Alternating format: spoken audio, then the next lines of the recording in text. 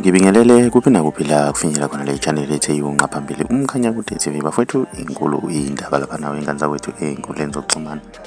Udaba luthinta umfundi laphana webanga le12 laphana oku-grade 12 laphana wengane zakwethu obelethe emagcekeni wesikole ngenkathi ebhala iphepha lemethi okuphepha 2 laphana wengane zakwethu esikoleni iMacingwane High eMsinga wengane zakwethu.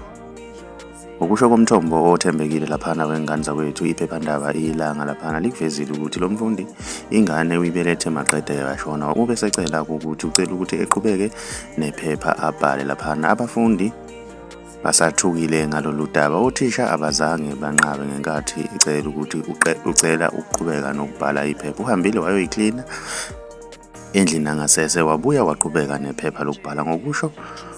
Ngokusho kwabahlengikazi bayasho ukuthi laphana umfundi besenesikhathi laphana wengane zakwethu ekhulelwe, kodwa ubengakaze esho laphana ukuthi ukhulelwe ekhaya kubo, nabazali bebengazi ukuthi ukhulelwe laphana wengane zakwethu. Mina ngiyafisa ukwazi ukuthi wena ngabe kuthini okwakuphawula. Ake sidibane e-comment section yizwe ukuthi wena ngabe kuthini okwakuphawula. Uma umusha ngiyacela ukwenza okulungile ugcine subscribe, ugcine nebell ukuze uzothola njalo ama-notification uma siposta i-video enje. Siyi-channel ehamba phambili umkhanya kude. Siyabonga.